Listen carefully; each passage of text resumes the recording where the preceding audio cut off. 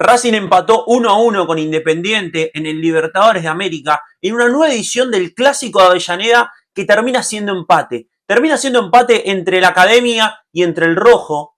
Independiente que llegaba a este partido como el gran favorito del Clásico, porque es el puntero de su zona y porque además Racing, después de lo que fue la Recopa ante Botafogo, había quedado desequilibrado, había quedado un poco diezmado, con un equipo que ya no jugaba tan bien. La verdad es que Racing en este comienzo de año ha tenido unos altibajos interesantes porque es un equipo que ha tenido partidos muy buenos, le ha ganado a Boca, Boca que después de lo que fue la eliminación con Alianza Lima se empieza a colocar en el torneo y ahora sí se le pone el listón, se le pone la cinta, la etiqueta del nuevo animador del torneo del fútbol argentino.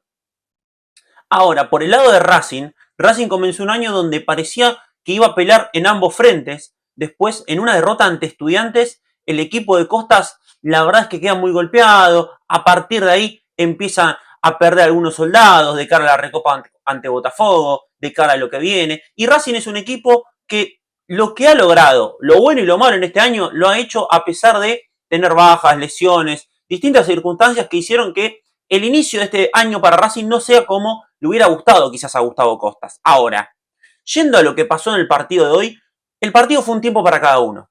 El partido y el clásico fue un tiempo para cada uno. Independiente jugó su primer partido importante de local. El partido más interesante, el partido más importante que había jugado Independiente hasta el momento. Lo había jugado ante nada más y nada menos que River.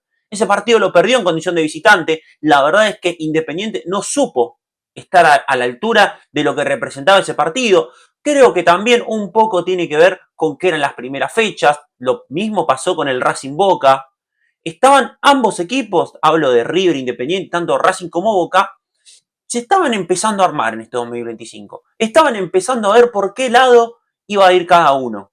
Bueno, hoy por hoy Independiente jugaba con un estatus mayor, jugaba con el estatus del equipo que gana siempre el local, del puntero de su zona, del que perdió un solo partido de visitante ante River, pero aún así Independiente para mí no estuvo a la altura de lo que se esperaba, y Racing que llegó casi como pudo, y esta es una manera también de quitarle el peso al resultado que tuvo Racing. Sí, es una manera de quitarle peso, porque hoy se notó que Maravilla Martínez jugó al 30%.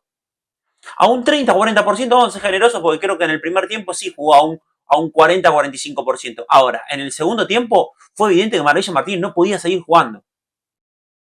Racing llegó a este partido con un Sosa recuperado, pero que no había jugado ningún partido, con un Di Cesare que venía de 2 lesiones consecutivas y se preparó, o al menos se recuperó parcialmente con lo justo para este clásico. La verdad es que Racing con el tema lesiones ha tenido un comienzo de año muy malo, pero de la misma manera que digo esto, hay que decir que Racing todavía está en deuda. Racing está en deuda porque está fuera de la zona de clasificados, porque todavía, más allá de lo que fue la Recopa ante Botafogo, son muy pocos los partidos que Racing jugó bien. Estamos en la fecha 10 y Racing en el torneo local habrá jugado 3 partidos bien de 7. 3 partidos bien de 7, un equipo que o gana o pierde. No, no, no.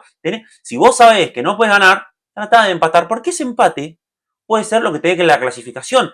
Un error del que Racing parece no haber aprendido el año pasado. Porque Racing el año pasado se quedó fuera por un punto de los cuartos de final de la Copa de la Liga.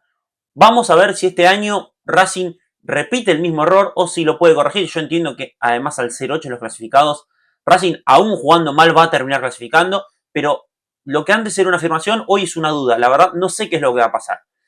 Ahora, con respecto al partido de hoy, hay que mencionar algunas cosas, como que el primer tiempo Racing lo leyó a la perfección. Los primeros 10-15 minutos Racing no es que entró mal al partido, pero obviamente por la localidad, por el empuje de la gente, Independiente iba a intentar llevárselo puesto.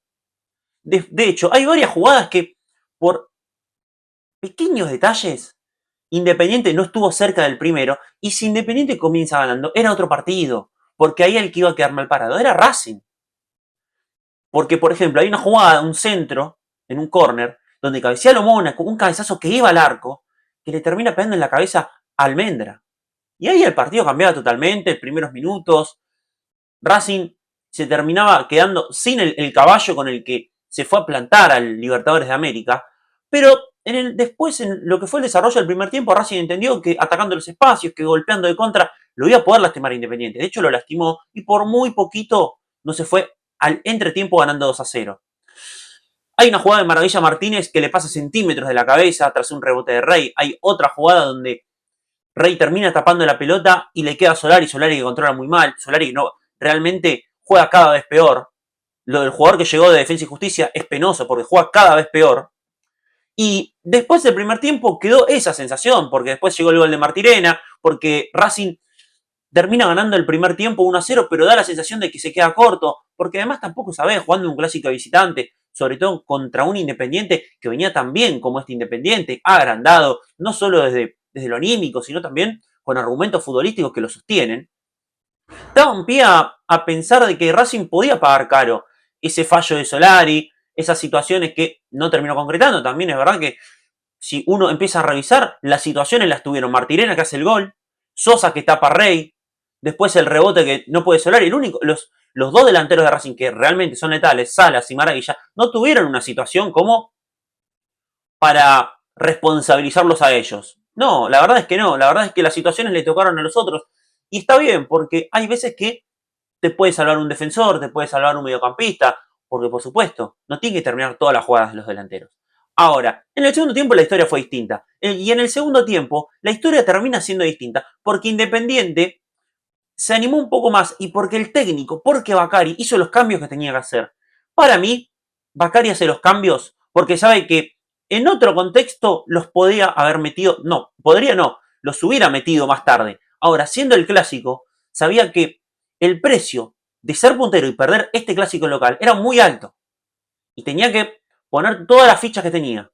En el tablero tenía que poner sus mejores piezas. Y lo hizo. Y aún así, no lo pasó a Racing por arriba. Lo arrinconó. Sí, lo arrinconó. Pero uno después empieza a ver el resumen y empieza a ver también el partido. Y las situaciones claras de Independiente son muy pocas. De hecho, el error, que en realidad es el gol de Independiente, y el error de Racing en defensa, es una jugada que termina siendo muy extraña, porque hay un gran pase, hay un mérito inobjetable por parte de Cabral en meter ese pase, el mérito de Angulo en ir a buscar esa pelota, pero después hay un error de César en dudar, hay un error de Arias en salir mal, pero da la sensación de que cuando hace el gol Independiente, que Independiente va a ganar el partido, y no ocurrió de esta manera. Es más, después del gol hay una jugada de Loyola que le termina pegando casi desde el piso, que no termina siendo gol por muy poco, pero después Independiente casi que no tuvo situaciones de gol. Casi que no tuvo situaciones de gol. En el balance final, el empate está bien. Racing, que terminó recuperando algunos soldados extra para este partido, sobre el final, en la última semana, termina con una sensación de zafé. Pero por el lado Independiente, yo creo que la sensación es muy distinta. Porque Independiente ganó sus últimos clásicos en 2021 y 2023. Y un historial que dice lo contrario, a quizás a esto último, da la sensación de que hoy era el partido que Independiente tenía que volver a ganarle a Racing. Porque hay un detalle, y es que los últimos dos clásicos que gana Independiente de local son 2021 y 2017. Son dos clásicos en 7 años, lo cual, para lo que es un clásico como el de Racing e Independiente, llama la atención. Por la diferencia que tienen en el historial. Pero también hay una realidad que marca que la actualidad de Racing es mejor que la de Independiente. Independiente va a tener la oportunidad de revalidar esto. ¿Cómo? Saliendo campeón del torneo. Independiente, si sale campeón del torneo, nadie se va a acordar de este clásico y después veremos qué es lo que va a pasar en el clásico del segundo semestre. Pero lo cierto es que Racing le queda la sensación de que se salvó de una piña, porque Racing se termina salvando de un golpe. Hubiera sido un golpe de knockout. Para Racing no hubiera sido nada fácil perder el clásico. Hubiera tenido un costo alto, porque si Racing iba bien en el torneo, clasificado, perdía este partido, ya con algunos lesionados, bueno, se puede permitir. Ahora, por la situación que tiene Racing en el torneo, perder este clásico era casi inadmisible.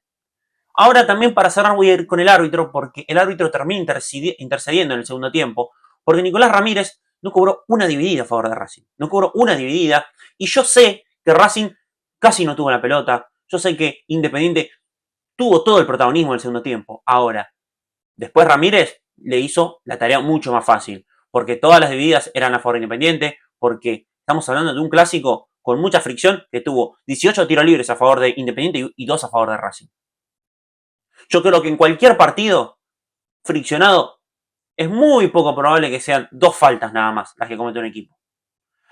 Para mí le termina haciendo un poquito más fácil la tarea, pero no termina siendo tampoco el que termina inclinando la balanza. No, lo ayudó a Independiente a recuperarse, a meterse en partido, pero la verdad es que el empate está bien, la verdad es que Racing hizo un partido mucho mejor de lo que esperaba. Yo esperaba que Racing juegue peor este clásico, primero por cómo viene jugando el torneo, y segundo porque la verdad este equipo no tenía un sostén como para jugar este clásico de visitante y ganarlo. La verdad es que no, porque la verdad es que la serie entre Botafogo hasta el momento es más una excepción que una realidad.